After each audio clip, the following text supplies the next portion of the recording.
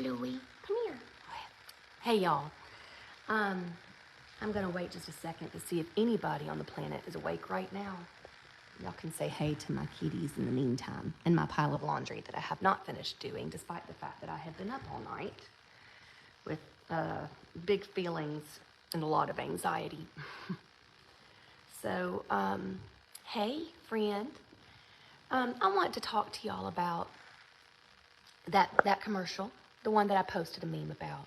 Hello, Jesse. It seems we're the only people on the internet this morning, which makes sense considering last night was the Super Bowl. But I figured that after my kids get to school this morning, I'm going to crash because I've had no sleep. And I wanted to get this off my chest while it was still fresh in my heart and my mind. So I'm going to start by giving you a little bit of context for this video for anybody that didn't already see. Last night, there was a commercial during the Super Bowl, which I did not see. And I don't have to see it, and I'll explain why in a minute. Because I understand very many people were touched by it, and that is perfectly fine. Your response to the commercial was not what I was criticizing. But I did share a meme that was basically saying, super cool that we have $100 million to spend on the church has $100 million to basically spend on a PR campaign, but we still have like homelessness. And yes, it was it was a broad shot against the side of church because that is pretty much where I am right now. But there is a reason that I specifically criticized that, and I want to share with you a story about me to maybe drive this point home, because so many people in the comments immediately were like, you're bitter, you're angry, or what are you doing to help?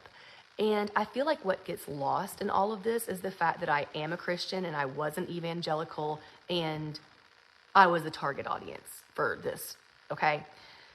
When I was a missionary in Thailand, I was 20 years old and I was an English teacher in Nakhon Ratchasima, which is an incredibly poor area. And part of what we did was we created like summer camps and Bible studies and stuff in this school, but on the weekends, we would get in this rundown car and go pass out tracts. And if you've ever seen a tract, it's basically like a tiny little booklet that is like a step-by-step how to become a Christian guide. And I always felt a little discomfort with this process, and I couldn't quite understand why, because at the time I really wasn't asking hard questions about my faith. But I will never forget being in this truck and driving probably 4 or 5 hours around rural Karat. And we saw a man who was living in a chicken house. And we didn't really have time to sit and talk to him because the point was to reach the unreachable. Assuming that there were so many people in this country who had never heard the gospel, our highest goal was just to get the gospel to them. And so as we drove by these poor and dilapidated areas, we dropped tracts out. Just dropped them out. Like, here, out the window. Hope you find Jesus. And it made me feel sick then, and it makes me sick now. Because the way we used our time, our money, and our resources was not Christ-like. I don't care how many people saw the gospel. Not a one felt it. And if I'd gotten my fanny out of that truck and went and loved that man and met his needs, instead of throwing tracts all over the country, maybe one person would have come to know Jesus in a way that mattered. Because let me tell you something. The people who are defending that commercial in the comments section and criticizing me are already Christians. Like, they're not being saved. And further, I was getting attacked for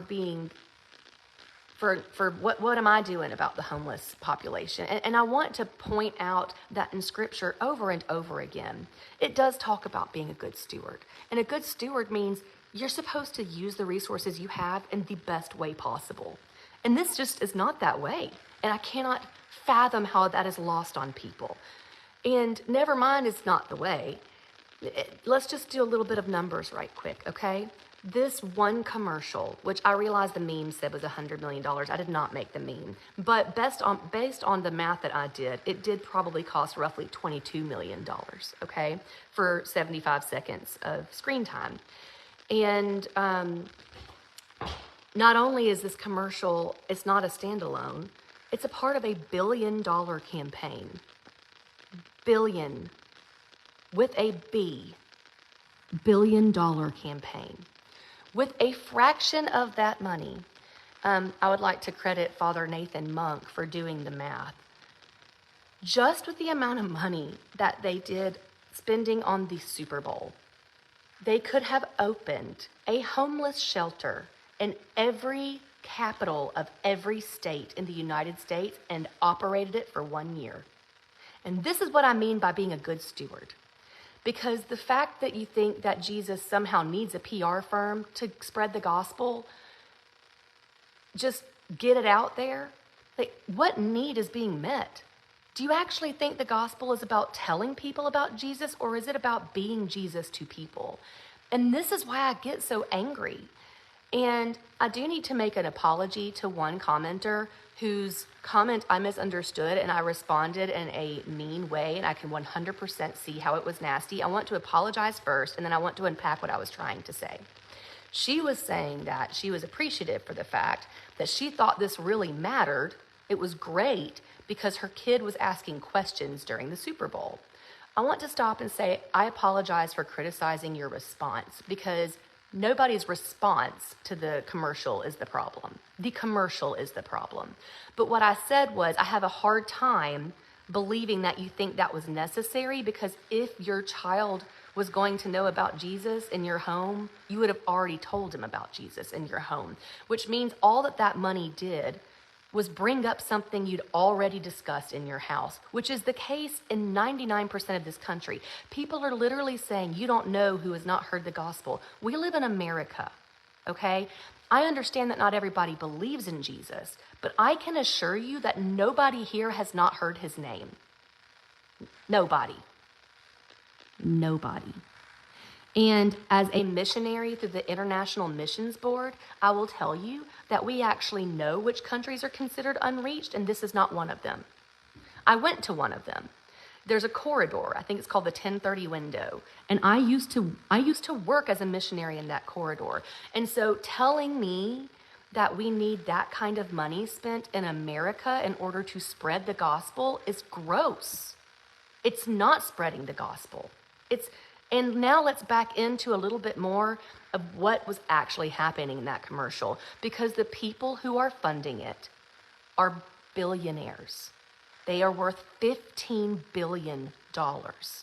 They are the owners of Hobby Lobby. They are known thieves who stole, I think, thousands of biblical era relics from the country of Iraq. They had to pay a $3 million fee and return them. They literally looted a country for their own purposes. They opened a Bible museum and forged documents and pretended they were real and put it in the museum. They closed all of their stores during the pandemic and fired all of their employees. And then when they reopened, they said God told them to open their store in the height of the pandemic, and they forced people to come back if they wanted to get money. They also have used this money that they lobby with to oppress the LGBTQIA community and take away birth control for their employees. So when I tell you that I'm criticizing something, please trust that if you've been on this page for longer than 5 minutes, I have damn good reasons to do it. And this is dirty money. And it's not doing what they say it's doing. It is a funnel for a lobbying group. Honestly, if that commercial was not nefarious, why would it drive people to a website? If the message was just the message, why did it drive people to a website that profits and collects data? I'm going to tell you why. Because they have actually expressed the purpose of this campaign. They said they want Jesus to be the biggest brand in every city. Do you know how gross that is? Because Christ is not a brand. What this is they are trying to push what they consider to be family values, i.e. conservatism, out through Jesus. These websites are collecting your data that will be used to target people during this presidential election. And that is just one element of how icky this is. Never mind the being a poor steward of that amount of money. And then people start questioning me, MK, what do you do? How have you helped people? Let me answer that question for you. One, when I do things out of the goodness of my heart, unless I am rallying y'all around for support and help, I don't advertise those things. In fact, I want you to go watch the video on Ellen. Go watch it, because not the funny part. Wait until she's about to give me a check. And I want you to watch the panic attack that I have when they start listing out all of the secret good deeds that I did not know they were aware of that I had done. And I'm going to tell you about why this was a panic attack for me. Because one, I did those things in quiet for a reason. And this was at one of the beginning of my deconstruction moments, like one of the first threads that pulled on the sweater. I grew up Southern Baptist. I was taught that if you promote your good deeds, then you are fully rewarded on earth and you do not receive a reward in heaven. So I was taught that because I was taught that you do good things for your heavenly reward, which is also kind of a gross theology, but let's put a pin in that. When I was on the Ellen show and they had sent people to kind of investigate me and figure out who I was, and I was standing there, and after the video had been shared, she looks at me and she goes, and you're a good person, or you're very kind, and Cheerios is doing this kindness thing, and we want to talk about the fact that you've helped a waitress, fix her car, and you gave this person money for this and this person money for that. And you can watch the color drain from my face, and I start blinking because I am actively having a panic attack thinking, oh my gosh, everything I've ever done, donating my kidney, doing this, doing that. Well, there goes my reward. And I've since deconstructed that theology, but what I'm trying to tell y'all is I don't wave my flag of things that I do because that's not the reason that I do them. Hold on a second. Let me gather my thoughts while a cat's crawling around in my lap. I also got asked if I had given away, if I had nice things, and if I was willing to give away everything. And I want to acknowledge my privilege, first of all. Of course, I have more nice things than 90% of the people on this planet. I also have financial stress. I'm going through a divorce, and I'm a single mom, and that has been an incredibly devastating event for me. But ask my friends and family if I'm a generous person. And what you will find is that I am generous to the point of financial irresponsibility. It doesn't make me a good person. I'm reckless with my generosity. But that criticism doesn't hit because of anything. If anything, I am so disattached to money that I don't have a retirement plan.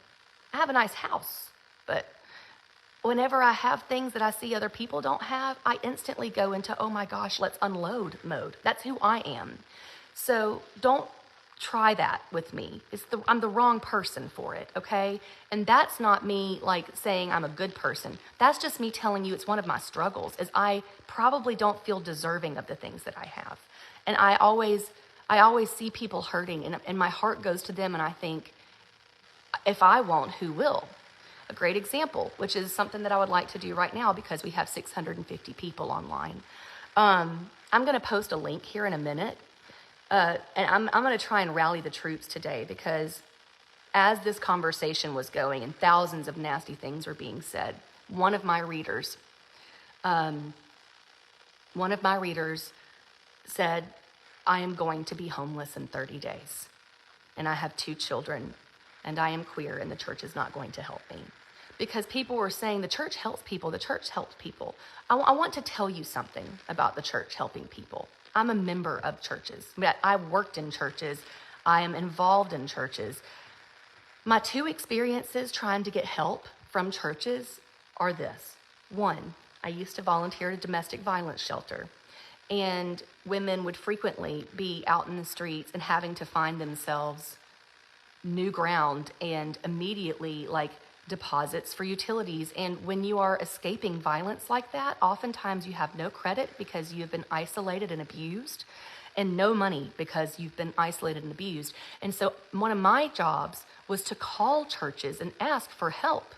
And let me tell you, it was pulling teeth to get $20 for a power bill. So don't tell me the churches are doing enough. They're not. The fact that the churches have this much money says they're not doing enough, because nobody needs a freaking coffee shop at their church. And I'm going to continue to criticize church because we're doing it wrong. And if that bothers you, then unfollow my page. I also share funny things. I also share lighthearted things. But one of the biggest parts of my life right now is the fact that I have deconstructed so much of the mess surrounding my faith, and I'm angry about it. You're right, I'm angry. I should be angry, okay? And I'm hurt. But I am trying to reverse course because I'm still a person of faith, and I still believe that Jesus has a way of living that would change the world. But I don't see the church doing all of that, and I'm not saying every single church is doing it wrong. But I will tell you that I have been a member of quite a few, and I've not felt one doing it right yet. And I know, we're all human. But my criticism is about accountability. It's not criticism without purpose. I want the church to change. I want Christians to do better. And what I see is millions of dollars being dumped on high production commercials that are sending people to websites that are funneling people into political movements. That pisses me off, and I will call it out. Last night, though, I lost a lot of sleep because people don't know me. And they accuse me of, they say things that they don't think hit, right? Like, you're just going through a divorce and you're a bitter woman. Do you have any idea how much that hurts?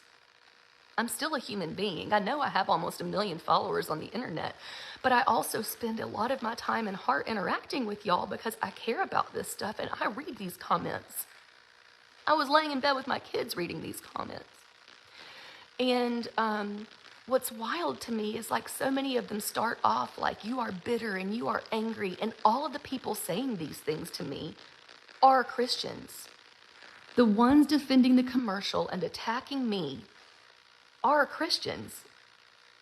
So my question is, if the commercial was so damn effective, one, why aren't y'all kinder? Because that was kind of the whole point of the commercial. And, you know, if you disagree with me and you think I need to be reached, why aren't you being kinder? Looks to me like the commercial missed its target audience, because here's the other thing. If it's reaching lost people, where are they in my comments section? Because the comments that I've been reading from people who've left the church saw that commercial and were nauseated by it. But go on defending it. Put your head in the sand and act like I'm the problem. I can assure you that people are leaving the church and faith in droves, and it's not because y'all don't have enough money for commercials. It's because of this shit right here. When somebody has the audacity to call out something gross that Jesus would not do, y'all attack me as a person. You call me bitter and angry. You bring up my divorce, which is completely unrelated. You talk about the fact that I have lost my sense of humor. These things hurt.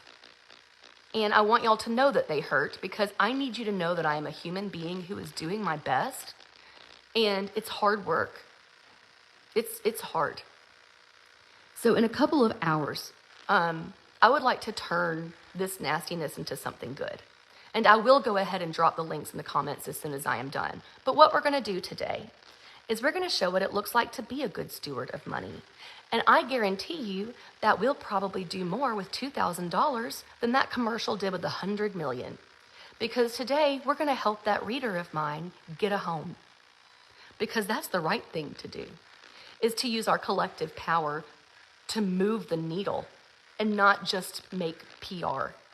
So I've got her emailing me, and today we're going to raise money, and we are going to get a stressed out human being into a home. One of the comments that I saw today, which I shared and then deleted because I just decided that my full heart wasn't being expressed well in meme form, obviously, and in my anger I lashed out at a reader, and I want to apologize to you if that was you. I deleted the comment. At first it was moderated by Facebook, and then I went and found it, and you were right, it was nasty. So I want to say I'm sorry. I'm not perfect. I am very capable of being nasty when I am hurt, and I was hurt a lot, and I was tired, and that was not an excuse. So I want to say sorry to you. I also want to validate one more time that if you were touched by that commercial, it's okay. That I'm not criticizing the way that you felt. I'm criticizing the actual commercial. So once I collect more information about this reader who needs help, I'm going to give y'all a full disclosure of what we do.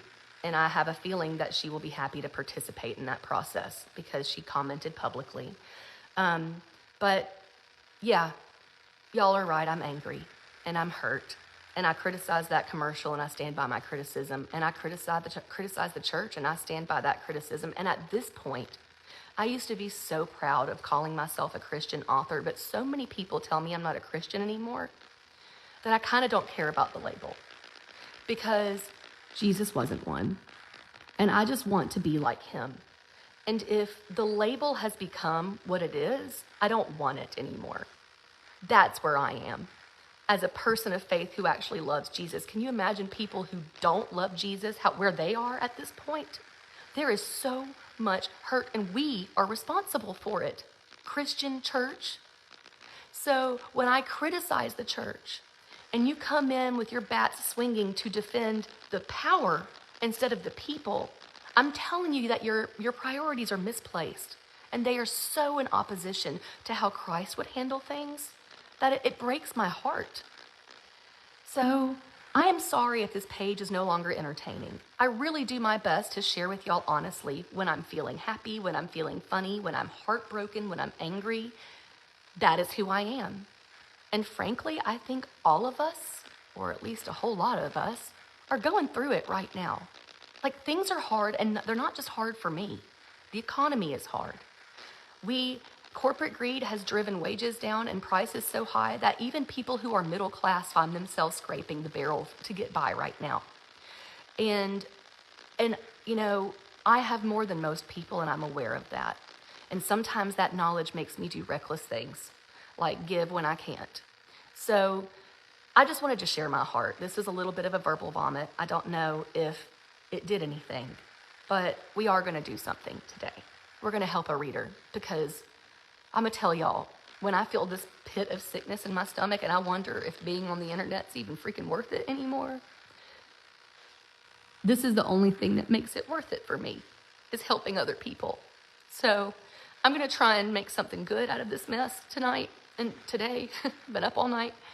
And I'm going to raise some money, and I'm going to let y'all know what we can do with a fraction of what was spent on the Super Bowl. And I guarantee you it goes a lot further. So I'm going to drop my links, and we're going to fundraise today. And throughout the day, I'm going to give y'all updates on how we can help in real ways.